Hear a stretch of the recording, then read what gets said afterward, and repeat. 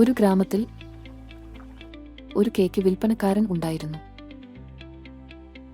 അയാൾ എല്ലാ ദിവസവും പുതിയ കേക്കുകളും കുക്കികളും തയ്യാറാക്കി രാത്രിയിൽ ഒരു അലമാരയിൽ സൂക്ഷിക്കുമായിരുന്നു, അടുത്ത ദിവസം വിൽപ്പനയ്ക്കായി.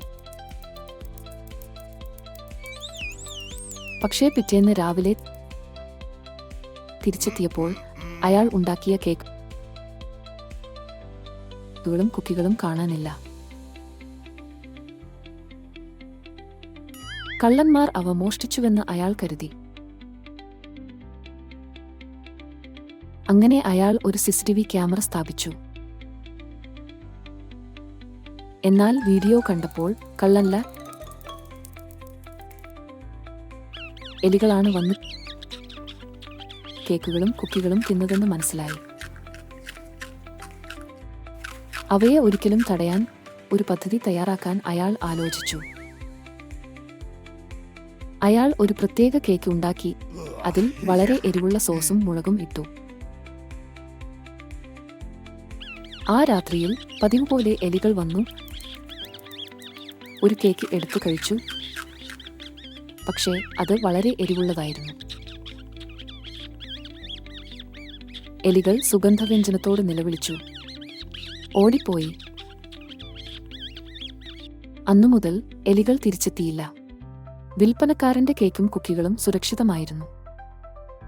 എലികൾ മനസ്സിലാക്കി, മോഷ്ടിക്കുന്നത് നല്ല ശീലമല്ല, നല്ല കാര്യങ്ങൾ നേടാൻ കഠിനാധ്വാനം ചെയ്യുക.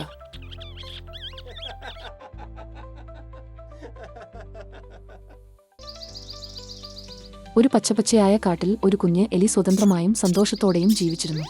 അത് പ്രതിദിനവും പുഷ്പങ്ങളുമായി കളിച്ച്, കാറ്റിനൊപ്പം തുള്ളി തുള്ളി ഓടി, വെള്ളത്തിൽ കുളിച്ച് സന്തോഷിച്ചു.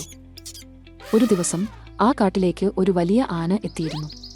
അതിന്റെ കാൽസ്വരം ഭൂമിയെ നടുങ്ങിച്ചു, അതിന്റെ ശ്വാസത്വരവും ഇടിമുഴക്കം പോലെ കേട്ടു. മറ്റ് എല്ലാ മൃഗങ്ങളും ഭയന്ന് ഓടിമറഞ്ഞു. എങ്കിലും കുഞ്ഞ് എലി നിശബ്ദമായി നിന്നു. ആ എലി നേരെ ആനയിലേക്ക് പോയി പറയുന്നു, നമസ്കാരം വലിയ ആനേ. ഇവിടെ എല്ലാവരും നല്ലവരാണ്. ഇവിടെ ആരും ആരെയും വീഴ്ചപ്പെടുത്തില്ല. നിങ്ങൾ ഇവിടെ സന്തോഷമായി കഴിയാം. ആന ഒരു ചെറിയ പുഞ്ചിരിയോടെ നോക്കി പറഞ്ഞു, നന്ദി കുഞ്ഞേലിയെ, നീ ധൈര്യത്തോടെ സംസാരിക്കുന്നു. നാം രണ്ടുപേരും സുഹൃത്തുക്കളാകാമോ? അതിനുശേഷം എലി ആനയെ കാട്ടുചുറ്റി കാണിച്ചു. അവർ ഒരുമിച്ച് കളിച്ച് സന്തോഷിച്ചു, നല്ല സുഹൃത്തുക്കളായി.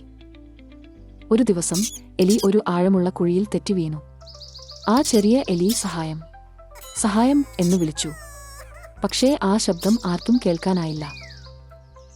എങ്കിലും ആനയുടെ ചെവിക്ക് ആ ശബ്ദം വ്യക്തമായി കേട്ടു.